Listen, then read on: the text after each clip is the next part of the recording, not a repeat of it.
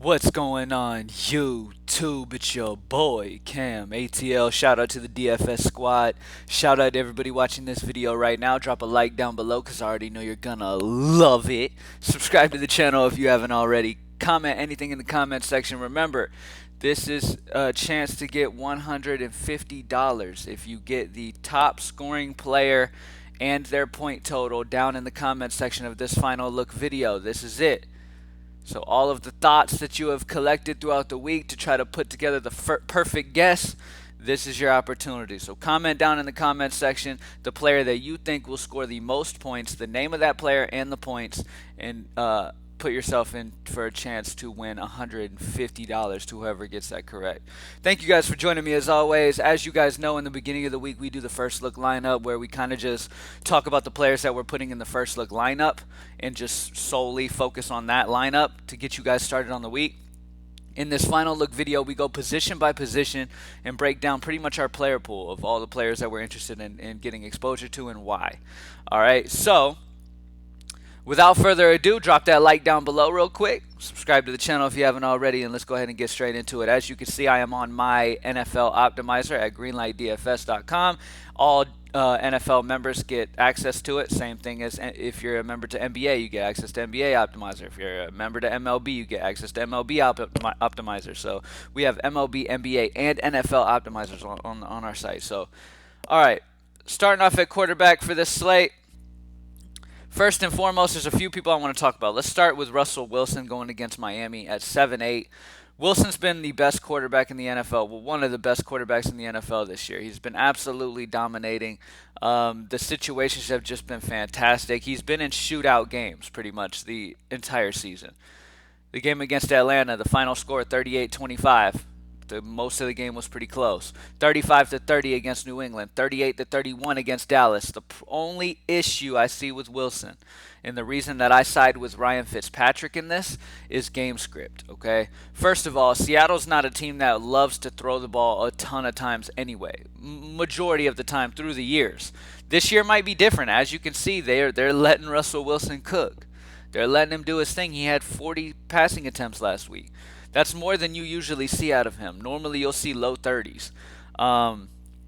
But yeah, in this situation, I feel Seattle gets up early and doesn't have to really do a ton using Wilson. Wilson's going to be a part of the reason they get up. So can he still get 20 DraftKings points? Sure. But can you get 20 out of Ryan Fitzpatrick playing catch up the entire game, throwing a million times? Yes.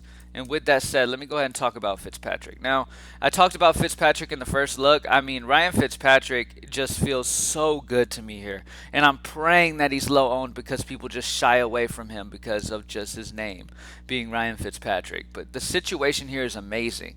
He's at home in Miami, which, I mean, the fans obviously don't have a huge impact in this because they're not there. But it's still at home.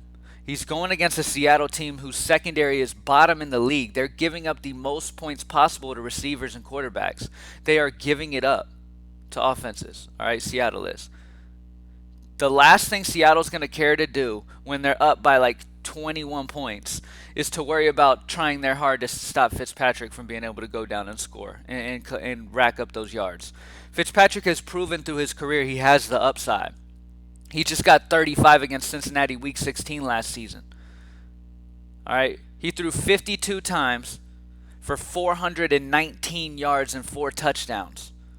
And that was against Cincinnati, equally as bad defense as we're getting here with Seattle. Except the difference is Cincinnati's offense is nowhere near as good as the Seattle offense is. So there's going to be a ton of garbage time opportunities here for Ryan Fitzpatrick.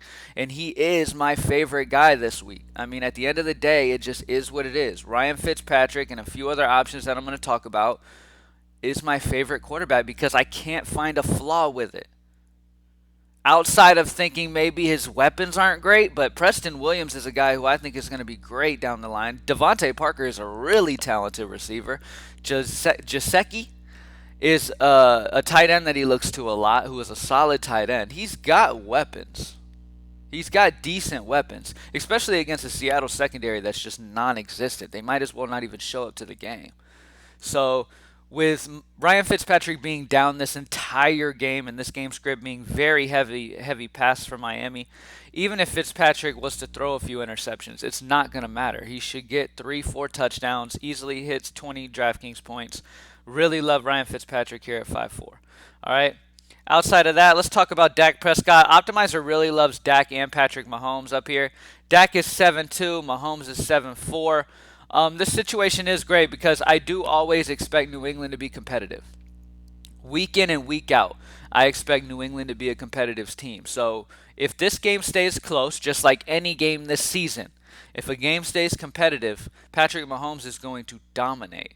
So a lot of people I feel like aren't going to be on Mahomes this week, but this is a fantastic spot here, man, because, I mean, at the end of the day, this matchup here against New England, yes, New England's secondary is solid, but they did give up almost 35 DraftKings points to Russell Wilson week 2.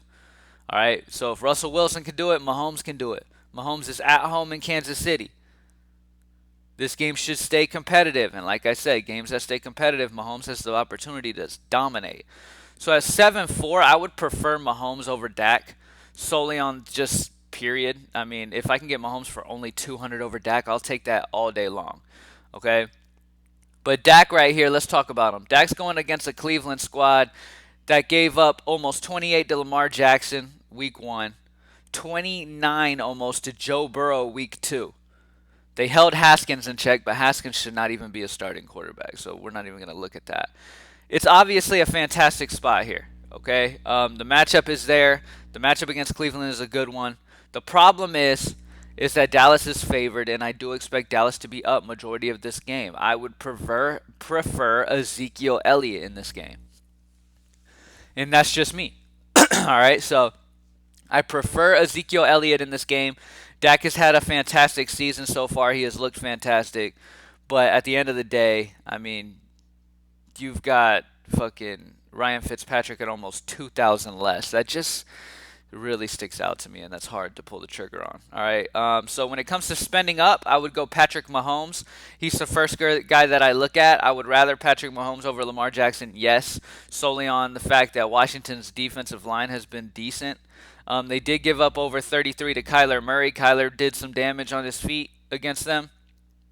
So Lamar Jackson could definitely do some damage here, but at 8-1, I would rather just go Mahomes and save some money and go pay that 7-4 in that close, what should be a close matchup against New England.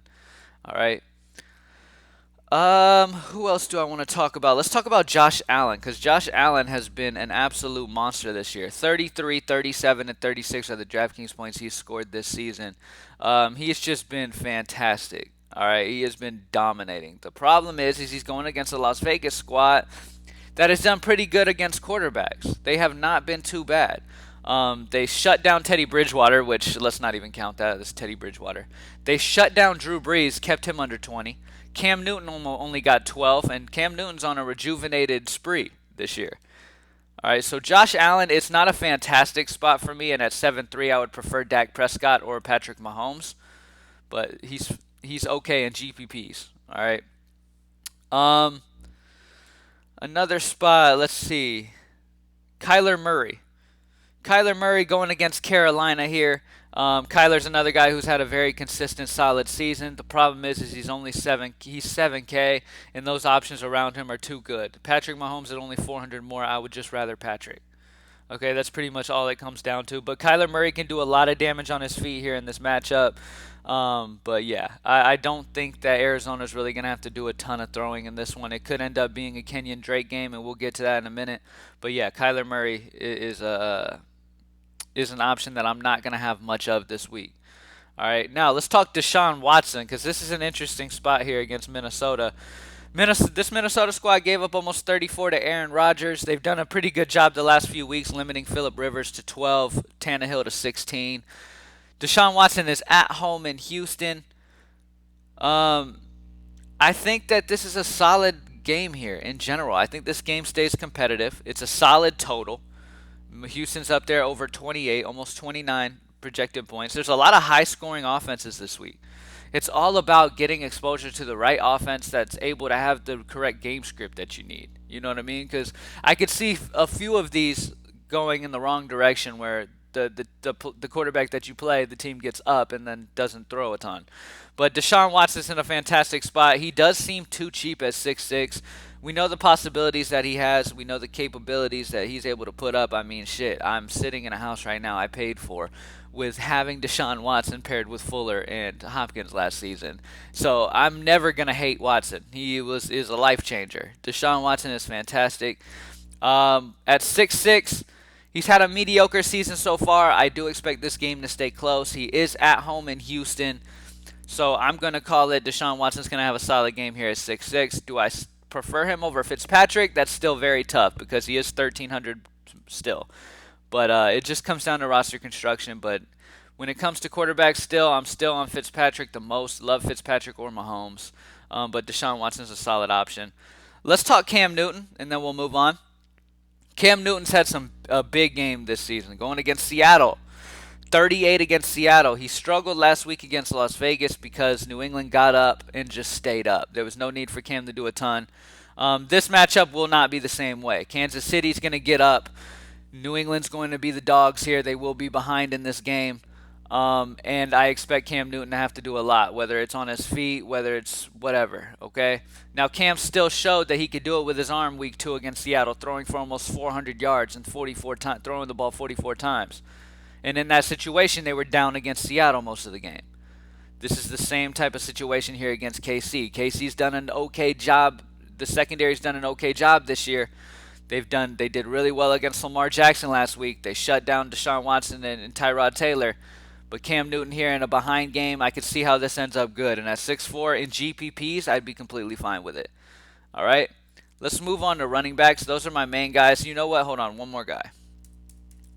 Drew Brees. Especially if Michael Thomas ends up back. Drew Brees is 5'8" in a dome going against a bad secondary. Okay? This team gave up almost 25 to Mitchell Trubisky. Okay? Gave up 25 to Kyler Murray last week. Drew Brees is in a solid spot here. He started the season off slow, but he's just been on an uptick, 14, 18, 23 his last 3 games. The only issue here is do they fall behind against Detroit? But in a dome here, there should be a lot of little short passes to Alvin Kamara, who I love this week. If Michael Thomas misses, Kamara's locked, and we'll talk about that in a second. But if Michael Thomas misses, I would probably just prefer Fitzpatrick. If Michael Thomas plays, Drew Brees has his best weapon back, and I don't think there's a possibility of Detroit stopping him. The only issue you run here is Miami doesn't have a run game to vulture a touchdown from Fitzpatrick, whereas New Orleans does. They have Alvin Kamara to hand the ball to in the red zone. They have Latavius Murray they can give the ball to. They have Taysom Hill they can bring in and run it in. So there's a lot of guys that could vulture the touchdown for him, but I just wanted to mention him because it is at home in a dome, 5'8", and I feel like people are sleeping on him this week. All right, running back. We got to move. We're at 13 minutes. I've just been going and going. All right. At running back, let's start it off. Alvin Kamara. Now, I wanted to start it off with Alvin Kamara because at the end of the day, this dude is a must-play if Michael Thomas misses once again. Michael Thomas has still been limited in practices all week, so, I mean, if I'm the quarterback, I'm not rushing him in no way, shape, or fashion. If he's not able to practice in full and have a solid practice and feels great, then I'm not letting him play. If he's hampered at all, he's not going on the field at all. Not when this Michael Thomas we're dealing with. So if Michael Thomas misses, Alvin Kamara's locked. I'm not going to spend a ton of time on that. Don't think about it. All right? Lock him in. Don't even think about it. All right? So next guy I want to talk about Dalvin Cook because Dalvin Cook's actually one of the guys that I'm really, really interested in this week because I feel like he's getting slept on when he really shouldn't be, man. Houston has been getting gashed by the run. They're one of the worst run defenses in the entire league. Okay? Now, 23 to Hilaire week 1. 16 to Mark Ingram, and he doesn't even get a ton of touches. 28 to James Conner last week. If you look at the numbers, Houston is giving up one of the most yards per carry in the league. Dalvin Cook is a guy who they obviously want to feed the ball. He's going to get the ball 20-plus times here in this matchup. It's a very solid total. Minnesota are dogs, yes, but that's okay because Dalvin Cook still gets exposure in the pass game. He got 5 targets last week, but 181 rushing yards last week, man. It was a coming-out party for Dalvin Cook. It's a fantastic option here for him going against Houston. Absolutely love him, and I'll have a lot of exposure to Dalvin Cook this week. All right. Next up, Austin Eckler. I want to talk about Austin Eckler because this is a fantastic spot, man. The Chargers are 100% going to be behind in this game in Tampa Bay. Okay? And the great part about it is the beginning of the year, it kind of started off slow for Eckler. He wasn't getting many targets. But this last week, 11 targets, 11 catches for 84 reception yards. It's pretty much like the coach finally realized, oh shit, this is pretty much a receiver, and I need to utilize that. In a situation going against Tampa Bay, who gave up almost 24 to Alvin Kamara, a pass-catching back, 25 to Christian McCaffrey, a pass-catching back, and then did well against Melvin Gordon. But Austin Eckler is a guy who, if he gets another even 8+ targets here in this one, which I can easily see happening as 7-point underdogs. Now, their Vegas total is not high. It's only at 18 right now. So they're not expecting the Chargers to score a ton. But at the end of the day, there's a lot of garbage time opportunity here. 7-point dogs. Everything just check box. The boxes are just check for Austin Eckler here in this one. I really, really love him here. All right. Another guy, obviously, I got to talk about Ezekiel Elliott. I talked about this game in general. I feel like it's more of a Zeke game than it is a Dak game. Cleveland's done an okay job against running backs so far this year, but they really haven't faced anybody. The best running back they've faced this year is Joe Mixon, and he's not having much of a year so far. So I think Dallas gets up here at home in Dallas and is able to just kind of grind the clock. So I expect Zeke to have a great game. Zeke or Dalvin, that is where the tough decision comes in, honestly. It's a very, very tough decision. If you look at just matchup in general, Dalvin Cook wins. If you look at just like target tree, if you look at, like, for instance, look at Dallas, right? You have Amari Cooper. Dak Prescott can run himself. You have Michael Gallup. You have CD Lamb. You have this Schultz tight end who's came out and getting 1 million targets a game pretty much. All right, you've got all those targets. Now let's look at Minnesota. Adam Thielen, Dalvin Cook. That's it. And then the young receiver who popped out last week. So maybe you can say 3, but it's pretty much like 2.5. So if you look at the amount of solid targets on these offenses, you would expect Dalvin Cook to have the better opportunity here in this one because his target tree is just less. There's less people who can take away from Dalvin Cook on Minnesota than there is on Ezekiel Elliott on Dallas because there's so many mouths you can feed on Dallas. So yeah, I'm going to lean with Dalvin Cook in this one, but it is close between the two. And like I said, I'm leaning Dalvin Cook because that target tree is just leaning for Dalvin Cook is really the only mouth they have outside of Adam Thielen. All right. Now, who else do we got here? Clyde Helaire is an interesting spot here because the first thing we think about in matchups against New England is New England's going to take away your number one. Now, we have to figure out who they believe is going to be the number one here. Is it Tyreek Hill? Is it Travis Kelce? But the last thing you think they're going to do is just focus on stopping the run. When you have Patrick Mahomes that you're about to face, Tyreek Hill, Travis Kelce, those type of passing, that type of an offense, the last thing you try to focus on is solely on stopping the running game. So I wouldn't be surprised to see Helaire have a solid game here with the defense really trying to make sure they limit Mahomes as much as possible. Helaire has had a solid season, too. They're definitely getting him touches. He's had over 20 touches in 2 out of the 3 games they've played. All right, he got 25 touches against Houston week 1 and had a great game, by the way, because Houston sucks. Dalvin Cook. Anyway, 20 touches last week against Baltimore in a tough matchup. Ended up getting 18 DraftKings points. So Helaire here going against New England, a team that gave up almost 20 to Chris Carson. It's a solid option here. So I do like Helaire at 6'4". There's not a ton more guys that I'm interested in. I'm going to go to Mike Davis because he is one of my favorites on this slate, point per dollar wise. At 5'7", I love him here because my game script that I'm expecting here, and I'm sure a lot of you expect the same, is Carolina to fall behind and have to throw a lot to keep up with Arizona. And that's exactly what I expect, okay? And the best part about that is Mike Davis is pretty much filling in that Christian McCaffrey role. He's not Christian McCaffrey by no means, but he's getting Christian McCaffrey targets. He got 8 targets, 8 catches, 74 reception yards against Tampa Bay, which is another reason to like Austin Eckler, okay? Look at that. 8 targets, 8 receptions, 74 reception yards for Mike Davis against Tampa Bay. What do you think Eckler can do to them? Next up, 9 targets, 8 catches, 45 yards against the Chargers and a touchdown. Also adding on 13 carries for 23 DraftKings points. And the Chargers defense has been solid this year. All right, so Mike Davis at home, playing catch-up against Arizona. He's one of my favorite values of the slate, and I'm locking him in as well. So the locks at running back, if Michael Thomas misses, Alvin Kamara is locked. Mike Davis is locked, in my opinion. I absolutely love him at 5'7". The game script is matching up perfectly for him. They obviously want to treat him like a receiver and throw him the ball a ton, so I love that. Anybody else that I want to talk about? Yes, I mentioned Kenyan Drake shortly. I think this is more of a Kenyan Drake game. Like, if I had to guess what type of game this is, I would guess Kenyan Drake. All right, Carolina's been dreadful against the run.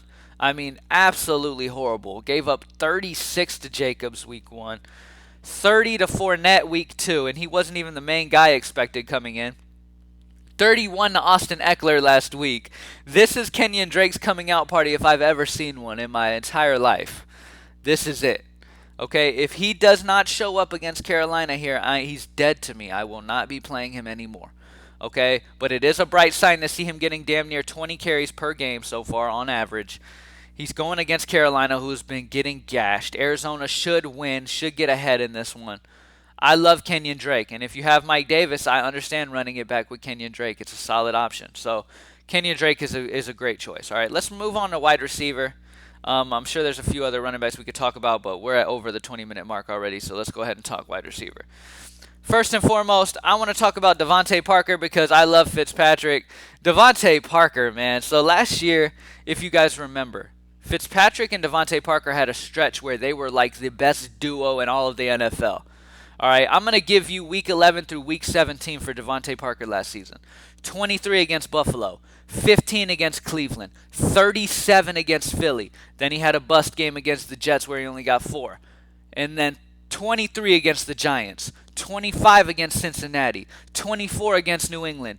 Don't sleep on Devonta Parker. All right, he has been also consistent this year, 8, 16, 11. I'm expecting 20 or more here in this one. How can you not?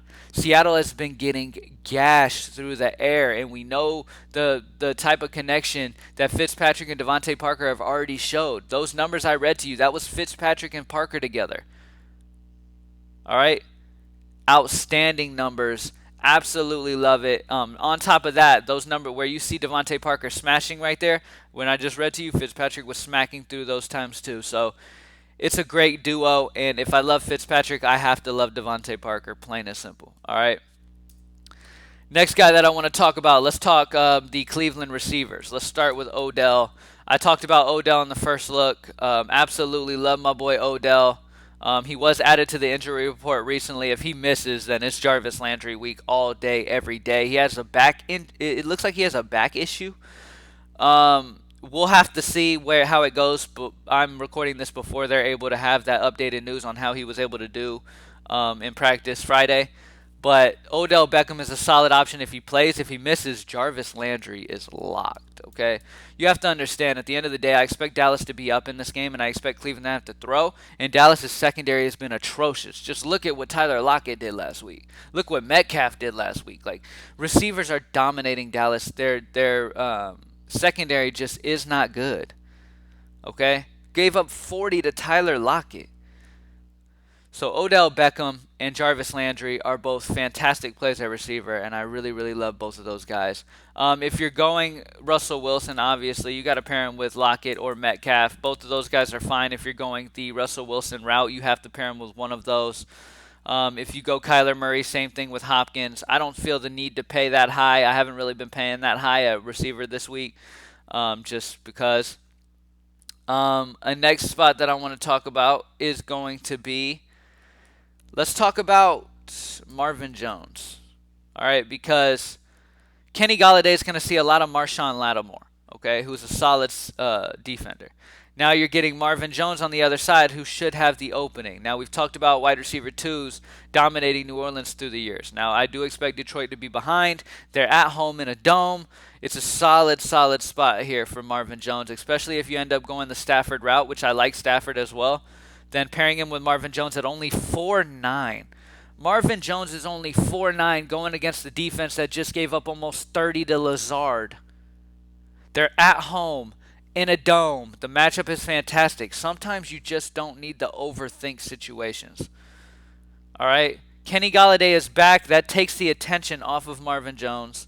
Marvin Jones is a fantastic option here. I expect him to end up in the end zone, and at 4.9, he's one of my favorite point per dollar receivers. All right, there's a few more guys I want to talk about. Let's talk about like Keenan Allen. We talked about expecting the Chargers to be behind in this one at 6-5, playing catch up, trying to catch up in this one. This is a team that gave up almost over 23 to Dylan Moore week 2. It's a solid option here. Keenan Allen, we know, is a guy who gets targeted very heavily. Almost 20 targets last week against Carolina. That is ridiculous. All right, that amount of targets, I mean, he has the opportunity to absolutely dominate. All right, 19 targets turned out to be 34 DraftKings points. At the end of the day, targets turn into fantasy points. If you're getting a ton of targets, most likely you're gonna soak up the points. So I love that. DJ Moore is a solid option at receiver. Who else? Let's talk about a few more. Hunter Renfrow playing catch up against Buffalo. Anybody else that really sticks out to me? Nobody else really sticks out to me a ton. Maybe Brandon Cooks playing catch up against Minnesota if Minnesota gets up. That's a solid option. But yeah, that's about it. Let's move on to tight end. All right. So we're gonna go through tight end and defense fairly quickly. Starting it off, I really like Hawkinson, man. Hawkinson against New Orleans just feels like a solid option here. New Orleans has been bottom in the league against tight ends, giving up almost 14 to O.J. Howard, 32 to Waller, 16 to Tanyan last week. That's the reason we had Tanyan. In that takedown showdown line, we had Tanyan. And that's the reason we got the takedown. He got a 16 at a super low ownership. The reason why I played Tanyan is because New Orleans has been dreadful versus tight ends. Okay, so with Marshawn Lattimore on Golladay, I don't think he's going to completely stop Golladay, but with Lattimore on Golladay, I think this is a Marvin Jones and Hawkinson day because they obviously don't want to run the ball a ton either. So, love Hawkinson here in this one. I love Darren Waller against Buffalo. Waller is the #1 target here for Las Vegas, and he's going to be playing catch-up here against Buffalo. Remember, this is the Buffalo defense that gave up 30 to Gesicki week 2. All right, so Darren Waller's in a solid position here. He's been getting targeted a ton. This last week, I wouldn't really look at that too hard because it was against New England, and New England knew that Waller was the #1 and literally took him out of the game. But Waller here against Buffalo is a very solid option. At only 5.2, I can understand if you just want to go Waller because he's priced too close to these other guys. For example, Gesicki, who I love with Fitzpatrick, but I'm not going to be playing him because he's 5.1. All right, even if I have Fitzpatrick, I'd rather just pair him with Parker and then play Waller on the other side because at the end of the day, Waller's way too close to Gesicki to play Gesicki over Waller. The matchup is there, obviously. It's fantastic, but Seattle's done an okay job versus tight end so far this year, so I prefer more the wide receivers, and with it being that close to Darren Waller, no way. All right, Waller is my favorite tight end, if you can't tell. Let's talk about Gronk because we obviously know how Brady and Gronk are together. Gronk hasn't been getting a ton of targets all year until last week. He finally got 7 targets, 6 catches. Feels like they're starting to build that momentum back up. This is a situation where Tampa Bay I can see Gronk getting in the end zone here. Okay? So I would not be surprised to see Gronk end up in the end zone. So Gronk is a solid GPP option because outside of that, Waller is the play this week. When it comes to tight end, that's pretty much it. Waller's the play. If you want to get off of some ownership, then TJ Hawkinson if you have Stafford. If you have Fitzpatrick and want to get off Waller ownership, then you can go Gesicki. All right. Defenses. Now this is pretty straightforward and going to be pretty easy. #1, the Rams are my favorite defense in general. All right, love the Rams going against the Giants at home. Rams are huge favorites. This is a ugly spot for the Giants. The Rams are going to dominate. Rams are my favorite defense. The Ravens are also awesome. The Buccaneers are also awesome. Arizona, I could see a scenario where Carolina makes some mistakes trying to play catch up. But really, it's here. Rams, Ravens, Buccaneers, with the Rams being my number one. I will be trying my hardest to get the Rams here because I feel like the Rams are going to just be fantastic options this week. All right, and that's it, y'all. Thank you for joining me as always. Greenlightdfs.com to join the squad. This is a 30-minute video. That's not normal for us, but I wanted to make sure I touch on everything. Comment down below who you think is going to be the highest scorer of the week and enter for your chance for $150. Thank you guys for joining me. I'm out. Peace.